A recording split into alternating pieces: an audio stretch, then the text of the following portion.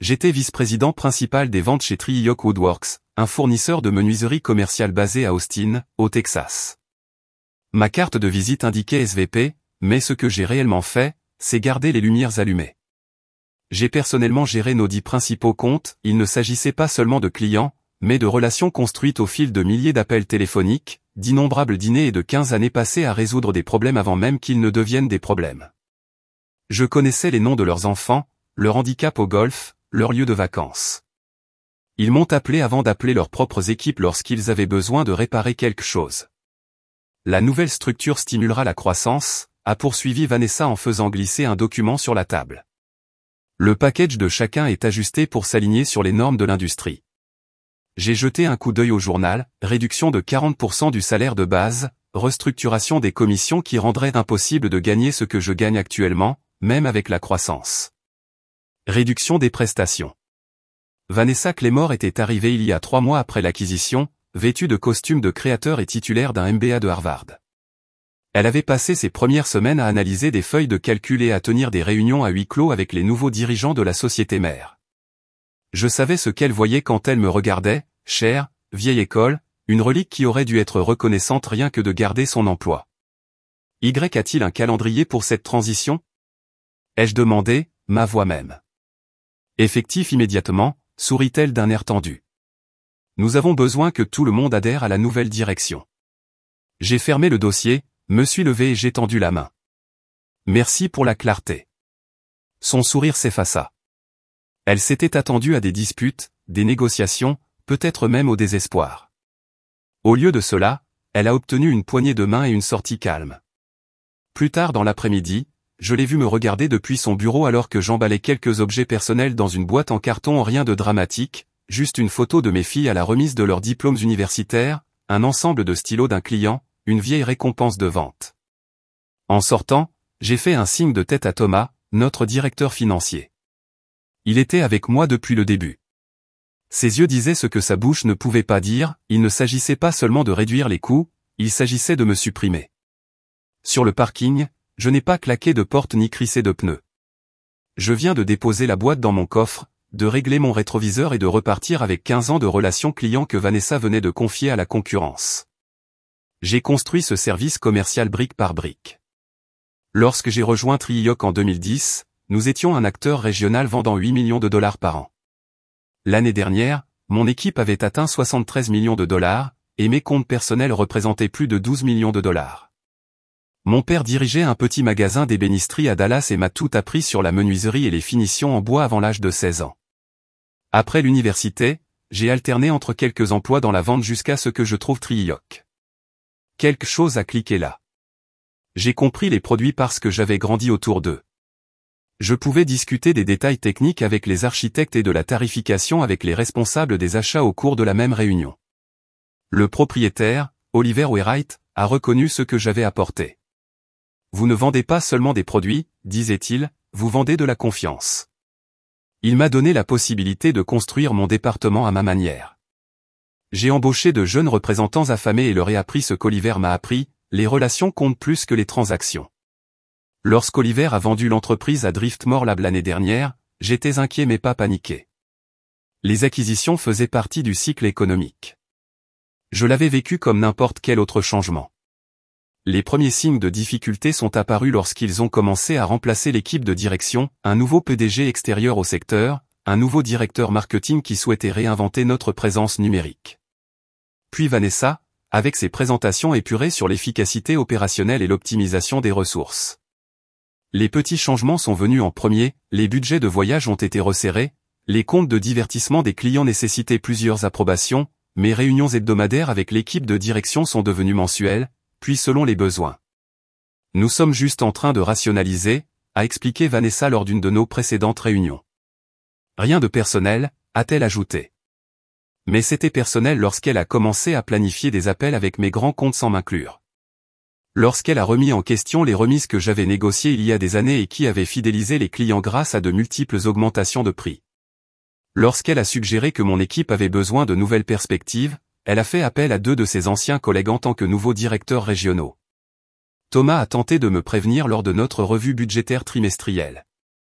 Ils examinent attentivement la structure de rémunération des ventes, dit-il doucement en jetant un coup d'œil vers la porte. En particulier les arrangements hérités. J'étais le seul héritage qui restait.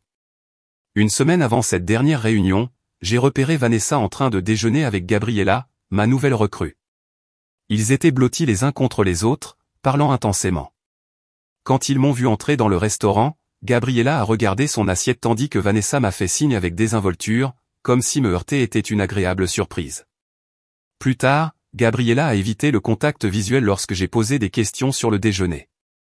Je fais juste connaissance avec l'équipe, marmonna-t-elle. Je savais alors ce qui allait arriver, non pas les détails mais la direction. Ce soir-là, après l'annonce de Vanessa, j'étais assis dans mon bureau à regarder les rapports de vente de la dernière décennie, 15 années de croissance constante, 15 années à faire de Trioiyoc Woodworks un leader de l'industrie, 15 années de fidélité récompensée par un dédaigneux, votre forfait est obsolète. Mon téléphone a sonné, un SMS de Frank Donnelly, directeur des achats chez Weston Commercial, notre plus grand compte. J'ai entendu des rumeurs sur de grands changements à Trioiyoc. Tout va bien? Frank et moi travaillons ensemble depuis 12 ans. Je l'avais aidé lors de 2 restructurations d'entreprise, d'un divorce et des inscriptions universitaires de son fils. Nous n'étions pas seulement des associés, nous deviendrions amis. J'ai versé 2 doigts de bourbon et je l'ai appelé. Jeffrey, répondit-il immédiatement. Qu'est-ce qui se passe là-bas? J'ai reçu un appel d'une femme disant qu'elle s'empare de notre compte. Ce serait Vanessa Claymore, notre nouvelle directrice commerciale, répondis-je en gardant ma voix neutre.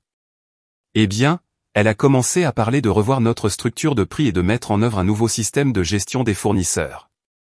La voix de Frank se durcit. Nous avons un contrat et des processus qui fonctionnent.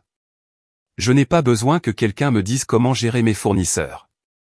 J'ai bu une lente gorgée, laissant le silence s'étendre. Jeffrey? Frank baissa la voix. Tu restes? Parce que si tu ne restes pas, nous devons parler. À ce moment-là, tout s'est cristallisé. Ma valeur ne résidait pas dans mon titre ni même dans mes chiffres de vente. C'était en 15 ans de confiance, 15 ans à résoudre des problèmes au lieu de les créer, 15 ans de relations qui pouvaient m'accompagner. Je réfléchis à mes options, dis-je prudemment. Eh bien, réfléchissez à ceci, dit Frank. Si vous atterrissez ailleurs, appelez-moi d'abord avant que je doive à nouveau m'occuper de Harvard Barbie. Après avoir raccroché, j'ai ouvert mon ordinateur portable et rédigé un email à Daniel Harrison de Pinnacle Supply Group. Nous nous étions rencontrés lors d'une conférence de l'industrie l'année dernière et il avait mentionné qu'ils cherchaient à développer leur division de menuiserie commerciale. Je ne l'ai pas envoyé immédiatement, je l'ai simplement enregistré dans les brouillons. Le lendemain matin, j'ai reçu des appels de 3 autres clients, tous partageant les mêmes préoccupations. Vanessa tendait déjà la main, apportait déjà des changements, perturbait déjà des relations qu'elle ne comprenait pas. Je suis allé une dernière fois au bureau pour finir de ranger mon bureau. Pendant que je faisais mes bagages, Thomas m'a glissé un morceau de papier plié. Vos chiffres de fidélisation des clients, dit-il doucement. Et leurs dépenses annuelles moyennes. Je pensais que tu pourrais en avoir besoin. J'ai hoché la tête, comprenant ce qu'il disait vraiment. Il savait ce que je valais, même si Vanessa ne le savait pas. Cet après-midi-là, j'ai finalisé ma lettre de démission, envoyé l'email à Daniel chez Pinnacle et appelé mon avocat pour revoir mon accord de non-concurrence. J'ai découvert ce que je soupçonnais, cela s'appliquait aux produits, pas aux clients. Je n'ai pas pu vendre de menuiserie compétitive pendant 6 mois, mais rien ne m'a empêché d'entretenir mes relations. Je ne me sentais plus en colère. Je me sentais concentré. Clair. Il y a un certain pouvoir à être sous-estimé, à être considéré comme dépassé. Cela signifie qu'il ne vous voit jamais arriver jusqu'à ce qu'il soit trop tard. J'ai passé 2 semaines à explorer mes options avant d'accepter l'offre de Daniel chez Pinnacle Supply Group.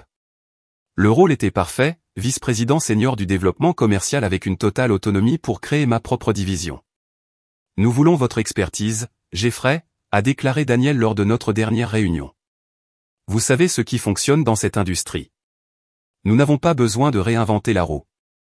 Le lendemain, j'ai appelé Vanessa pour discuter de ma démission et de mon plan de transition. J'ai proposé de rester 2 semaines pour assurer un transfert fluide de mes comptes. Ce ne sera pas nécessaire, dit-elle froidement. Nous avons déjà été en contact avec vos clients. Gabriella s'occupera de la transition. Ces relations sont complexes, ai-je expliqué. Il y a des nuances dans chaque récit qui prennent du temps. Nous avons toutes vos notes dans le CRM, m'a-t-elle coupé. Et franchement, votre approche était plutôt démodée. Nous mettons en place une stratégie de gestion client plus axée sur les données. J'aurais pu argumenter, mais à quoi ça sert? Elle avait pris sa décision à mon sujet dès qu'elle avait franchi la porte. Je demanderai au RH de traiter vos documents de départ, a-t-elle conclu. Veuillez restituer tous les biens de l'entreprise d'ici la fin de la semaine. 3 jours plus tard, j'ai rencontré Franck de Weston Commercial pour le déjeuner. Il n'avait pas répondu aux appels de Gabriella et Vanessa avaient contacté son patron. Votre remplaçant m'a envoyé une enquête de satisfaction client comportant 48 questions, a déclaré Franck en secouant la tête. Ensuite, elle a enchaîné avec une présentation sur leurs nouveaux indicateurs de réussite client. Je n'ai pas besoin d'indicateurs. J'ai besoin de quelqu'un qui comprend notre activité. J'ai hoché la tête mais j'ai gardé mes commentaires neutres. Je n'allais pas dénigrer Trioc. Où vas-tu ensuite? A demandé directement Franck. Je rejoins Pinacle en tant que vice-président directeur du développement commercial. Franck haussa un sourcil. Intéressant. Ils essaient de s'emparer de nos affaires depuis des années. J'ai siroté mon eau. Je commence dans 2 semaines. Eh bien, dit Franck en glissant sa carte de visite sur la table, appelle-moi quand tu seras installé. Le lendemain, j'ai reçu une lettre certifiée du service juridique de Trioc. Cela a rappelé. J'ai été rappelé à mes obligations de non-concurrence et mis en garde contre toute sollicitation inappropriée des clients de Trioc. La lettre répertoriait nommément tous les comptes majeurs que j'avais gérés. Cet après-midi-là, mon téléphone a sonné. Il s'agissait de Harold Lagne, PDG de Northwell Construction, un autre client du top 10. Jeffrey, qu'est-ce que c'est? Cette nouvelle femme essaie de modifier nos conditions de paiement. Elle dit que la structure de notre compte doit être optimisée. Nous sommes sur Net 45 depuis une décennie. Je ne suis plus avec Trioc, répondis-je prudemment. Ouais, j'ai compris ça quand elle a appelé. Où as-tu atterri? Je lui ai donné les bases de Pinacle. Avant que je puisse terminer, il m'a interrompu. Il gère les mêmes gammes de produits, de manière similaire? Oui, répondis-je. Bon appel. Appelez-moi lundi. Je veux parler des options. À la fin de la semaine, j'avais reçu des appels similaires de 5 autres clients. Chaque conversation suivait le même schéma, plainte concernant l'approche de Vanessa, questions sur mon nouveau poste et demande de connexion une fois commencé. Je n'avais pas sollicité un seul client. Il venait vers moi. Lors de mon dernier jour officiel, Vanessa m'a appelé à l'improviste. Je comprends que vous avez été en contact avec des clients de Trioc, dit-elle d'une voix tendue. J'ai parlé avec certaines personnes, oui. Beaucoup d'entre eux sont des amis personnels. Après 15 ans, nous considérons ces relations commerciales exclusives, a-t-elle déclaré. Toute tentative de réorienter cette activité constituerait une violation de votre accord de séparation. Je comprends mes obligations, répondis-je d'un ton égal. Bien, dit-elle sèchement. Parce que la dernière chose que vous voulez, c'est une bataille juridique avec les avocats de Driftmore. Après avoir raccroché, j'ai transmis l'enregistrement de l'appel à mon avocat, le même avocat qui avait confirmé que ma non-concurrence ne m'empêchait de vendre des menuiseries que pendant 6 mois. Rien ne m'empêchait de vendre d'autres matériaux de construction à ces mêmes clients via Pinacle. Rien n'empêchait ces clients de choisir de me suivre. Vanessa venait de révéler sa première vraie peur. Elle commençait à comprendre ce qu'elle avait fait en me poussant dehors. Ma première journée chez Pinacle a commencé par une révélation. Nous essayons de pénétrer le marché de Trioc depuis des années, a admis Daniel lors de notre réunion matinale. Votre prédécesseur a passé 18 mois à courtiser Western Commercial sans dépasser son service des achats. Franck Donnelly n'a pas facilement confiance. J'ai accepté. Le taux de fidélisation des clients de Trioc est de près de 95%, alors que la moyenne du secteur oscille autour de 72%. Quel est leur secret? J'ai presque ri. Leur secret était juste devant vous. Ce n'est pas un secret, ce sont des relations, ai-je expliqué. Quand Oliver dirigeait l'entreprise, il comprenait que les contrats pouvaient garder les clients sur papier, mais que les relations les fidélisent. Daniel hocha lentement la tête. Et la nouvelle direction ne comprend pas cela. La nouvelle direction considère les relations comme inefficaces. Vanessa veut des systèmes automatisés, pas des appels téléphoniques. Avant que je puisse développer, mon assistant m'a interrompu avec un message urgent. Thomas, le directeur financier de Triyok, souhaitait le rencontrer. Nous nous sommes donné rendez-vous dans un bar tranquille du centre-ville après le travail. Thomas avait l'air nerveux, jetant un coup d'œil par-dessus son épaule alors que je m'approchais. Je ne devrais pas être ici, dit-il immédiatement. Mais tu le es, répondis-je en nous commandant à tous les deux un verre. Thomas poussa un dossier sur la table. La réunion du conseil d'administration a eu lieu hier. J'ai pensé que tu devrais voir ça. À l'intérieur se trouvait une copie de la présentation stratégique trimestrielle de Vanessa. Les premières pages contenaient des projections standards et des plans marketing. Puis je l'ai vu, stratégie de transition client au compte Maddox. Le plan détaillait comment ils allaient migrer mes anciens clients vers Gabriella et 2 nouveaux responsables de compte. Il comprenait des points de discussion traitant des objections potentielles concernant mon départ et un calendrier de récupération de la relation. Mais ce qui a retenu mon attention, c'est la projection financière montrant que mes clients ne représentaient pas 12 millions de dollars de revenus annuels comme je l'avais toujours estimé, mais 17,3 millions de dollars, soit près de 24% du chiffre d'affaires total de Triyok. Ils ne vous ont jamais dit ce que valait réellement votre livre, dit doucement Thomas.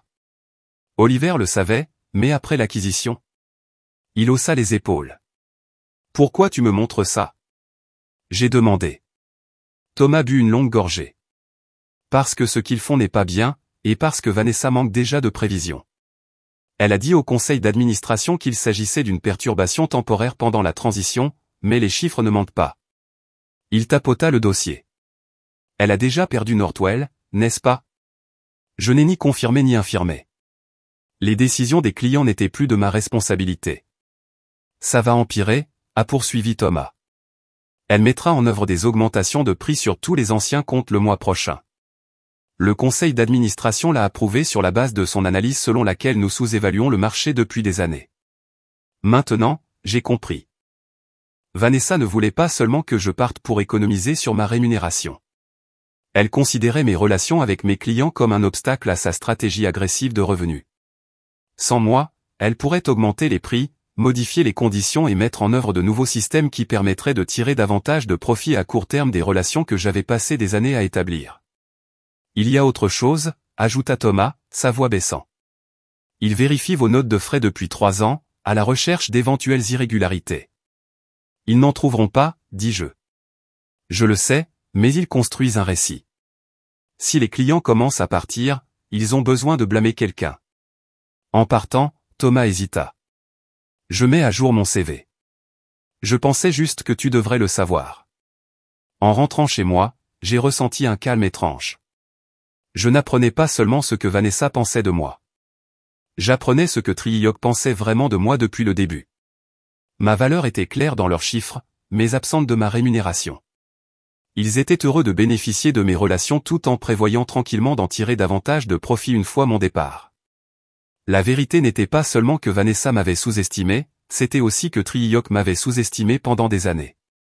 2 mois après mon nouveau poste chez Pinnacle, je m'étais installé dans un rythme. Mon bureau donnait sur le centre-ville d'Austin et ma petite mais croissante équipe comprenait 2 jeunes représentants commerciaux que j'avais triés sur le volet. Je n'avais sollicité directement aucun de mes anciens clients. Je n'en avais pas besoin. Ils sont venus me voir en premier. Harold de Northwell a appelé le lendemain du jour où Triyok a mis en œuvre son augmentation de prix. C'est une hausse de 14% sans avertissement, il fulminait.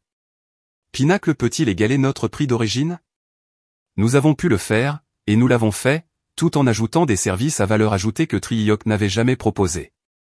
Vint ensuite Westerly Developer, suivi des constructeurs régionaux, puis d'Austin Modern Construction. Chacun avait des plaintes similaires, augmentation de prix inattendue, nouvelles politiques rigides et services impersonnels.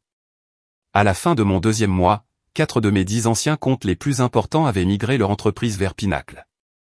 Je me suis assuré que chaque transition était impeccable. Mon équipe a travaillé le week-end pour assurer des premières commandes parfaites. J'ai personnellement visité les chantiers pour vérifier les livraisons. La rumeur s'est répandue dans l'industrie selon laquelle suivre Jeffrey Maddox chez Pinnacle signifiait un meilleur service à de meilleurs prix. Puis mon téléphone a sonné avec un appel de Vanessa. Nous devons parler, a-t-elle déclaré, sa confiance habituelle étant remplacée par une panique à peine voilée. J'ai convenu de nous rencontrer dans un café près du bureau de Pinacle. Vanessa est arrivée 15 minutes plus tôt, déjà en train de boire un café au lait quand je suis entré. Cela doit cesser, a-t-elle déclaré sans préambule. Quoi exactement? Vous savez quoi, débaucher nos clients, a-t-elle lancé. J'ai remué mon café. Je n'ai pas sollicité un seul client de Trioc. Elle s'est rattrapée. 4 grands comptes nous ont quittés en 8 semaines. Tous vous mentionnez nommément. Les clients prennent leurs propres décisions. Vanessa se pencha en avant. Nous pouvons rendre les choses faciles ou difficiles, Jeffrey. Facile signifie que vous reculez et nous n'engageons pas de poursuite judiciaire pour rupture de contrat. Il n'y a pas de brèche, répondis-je calmement. Ma non-concurrence m'empêche de vendre des menuiseries pendant 6 mois. La division des fournitures de construction de Pinacle n'est pas en concurrence avec les menuiseries de Trioc. Ses yeux se plissèrent. Vous exploitez une faille. Je respecte les termes exacts d'un accord rédigé par votre équipe juridique, j'ai pris une gorgée de café. Peut-être qu'ils auraient dû être plus prudents. Le conseil d'administration pose des questions, a-t-elle admis, la voix baissant. À propos de la fidélisation des clients, des projections de revenus. Cela ressemble à une affaire interne à Trioc. Elle a essayé une approche différente. Que voulez-vous? Un accord de conseil? Des honoraires d'intermédiaire pour laisser certains comptes tranquilles? J'ai presque ri. Elle ne comprenait toujours pas. Les arrangements ne m'intéressent pas, dis-je en me levant. Ce qui m'intéresse, c'est de bien faire mon travail.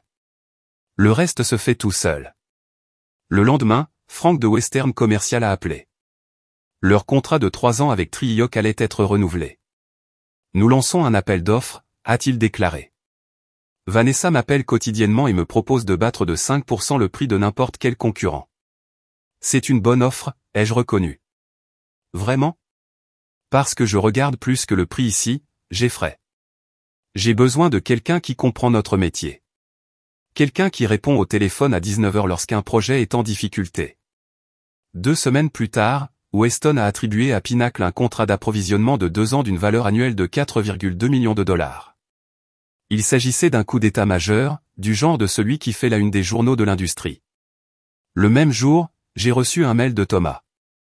Il ne contenait qu'un message interne transmis par Trioc annonçant que Vanessa était réaffectée à des initiatives de développement stratégique pendant qu'il recherchait un nouveau directeur commercial. Je n'ai répondu à Thomas ni contacté personne chez Trioc. J'ai simplement transmis le contrat signé de Weston à Daniel avec une note, premier parmi tant d'autres. Planification d'atteindre 20 expéditeurs de nouvelles affaires d'ici la fin de l'année. Les roues étaient en mouvement et Vanessa commençait tout juste à comprendre le coût réel de son erreur de calcul. 6 mois après avoir rejoint Pinacle, je me trouvais dans la salle de conférence de l'entreprise, entouré de mon équipe. Sur l'écran mural se trouvait notre rapport de performance trimestrielle, 13,7 millions de dollars de nouvelles affaires, avec des projections qui devraient atteindre 22 millions de dollars d'ici la fin de l'année. 8 de mes 10 anciens comptes Trioc m'avaient suivi chez Pinacle. Daniel entra avec une bouteille de champagne. Le conseil d'administration vient d'approuver le plan d'expansion de votre division, a-t-il annoncé. Un personnel supplémentaire, un budget marketing accru, tout ce que vous demandiez. Alors que les lunettes circulaient, mon téléphone a vibré avec un texto de Thomas, appel des résultats de Trioc pour le 3e trimestre dans 30 minutes. J'aurais peut-être envie d'écouter. Je me suis éloigné de la célébration pour répondre à l'appel. Le nouveau PDG de Trioc, Raymond Peters, avait l'air tendu lorsqu'il s'adressait aux investisseurs. Même si nous avions anticipé certaines perturbations suite à notre restructuration stratégique, les ventes ont sous-performé par rapport aux prévisions. Nous avons connu une attrition inattendue de clients dans notre division commerciale. Un analyste l'interrompit. Pouvez-vous quantifier cette attrition? Nous constatons que Trioc a perdu près de 20% de son chiffre d'affaires annuel au cours des 2 derniers trimestres. Ces chiffres sont spéculatifs, a détourné Raymond. Nous mettons en œuvre une stratégie agressive de fidélisation de la clientèle. Est-il exact que votre plus gros compte, Weston Commercial, a récemment signé avec Pinacle Supply Group? A insisté un autre analyste. La pause fut assourdissante. Nous sommes en discussion permanente avec tous nos grands comptes, a finalement répondu Raymond. Alors que l'appel se poursuivait, j'ai reçu un email de Gabriella, mon ancienne employée, qui s'était rangée du côté de Vanessa. La ligne d'objet indiquait « Des postes vacants chez Pinacle ». J'ai rejoint la célébration, refusant le champagne. Daniel remarqua mon expression. « Tout va bien ? » « Je viens de recevoir une confirmation, répondis-je. Cet après-midi-là, un bulletin d'information de l'industrie a révélé l'histoire, Trilock Woodwork est en difficulté après l'exode des grands comptes. L'article mentionnait spécifiquement mon passage à Pinacle et la migration ultérieure du client. Il a cité un employé anonyme de Trilock déclarant que l'entreprise avait fondamentalement mal compris la valeur de sa haute direction commerciale. Je n'ai jamais eu à dire un mot, les chiffres parlaient d'eux-mêmes. Un an jour pour jour après que Vanessa m'a annoncé que mon forfait était obsolète, j'étais assis dans mon bureau agrandi chez Pinacle, examinant nos chiffres annuels. Ma division avait généré 26,3 millions de dollars de revenus, dépassant même mes projections ambitieuses. Mon équipe était passée de 2 représentants commerciaux à 11 personnes, avec une équipe d'assistance client dédiée. Nous avions déménagé dans un étage plus grand du bâtiment et Daniel avait fait allusion à un poste au sein du conseil d'administration. J'ai gardé sur mon bureau une photo du dîner de Noël de notre division, des visages détendus, des sourires sincères, une équipe qui comprenait ce que j'avais toujours su, les affaires reposent sur la confiance. Mon assistant a sonné. Il y a une Vanessa Clémore ici pour vous voir. Pas de rendez-vous. J'ai fait une pause, puis j'ai hoché la tête. Envoyez-la. Vanessa avait l'air différente, moins polie, plus fatiguée. Son costume de créateur avait été remplacé par quelque chose de standard. « Merci de m'avoir reçu », dit-elle, restant debout même après que je lui ai fait signe d'une chaise. « Que puis-je faire pour toi ? » « Je fais partie du groupe Hamilton maintenant », a-t-elle expliqué. « Conseil aux entreprises. J'espérais avoir votre point de vue sur l'approche de Pinacle en matière de fidélisation des clients pour une étude de cas que je suis en train de développer. » J'ai presque ri de l'ironie. « Je pense que tu connais déjà mon approche. » Elle hocha la tête avec raideur. « J'ai fait une erreur de calcul à Trilock. »« Tu l'as fait. Le marché parle de la façon dont vous avez fait tomber une entreprise sans dire un mot, a-t-elle poursuivi. C'est une réputation puissante. » Je n'ai pas répondu. Vanessa n'était pas venue pour une étude de cas. Elle venait pour l'absolution ou la réconciliation. Je ne proposais pas non plus. Après un moment de silence gêné, elle a posé sa carte de visite sur mon bureau. Si jamais vous souhaitez discuter des tendances de l'industrie. J'apprécie l'offre, dis-je en me levant, mais je suis complet ces jours-ci. Après son départ, j'ai jeté un coup d'œil à la carte, puis je l'ai laissée tomber dans la déchiqueteuse. Ce soir-là, je suis allé dîner dans la nouvelle maison de ma fille. Elle venait d'être promue architecte senior dans son cabinet. « Comment va le travail, papa ?» a-t-elle demandé alors que nous étions assis sur sa terrasse. « Bien, répondis-je simplement. Construire quelque chose qui durera. » Et je n'étais pas avec du bois cette fois, mais avec les mêmes principes qui avaient guidé toute ma carrière, faire le travail, tenir ses promesses, valoriser les relations plutôt que les transactions. Au final, Vanessa m'avait fait un cadeau inattendu. Elle m'avait forcé à prouver à moi-même et à tous ceux qui regardaient exactement ce que valait vraiment 15 ans de confiance.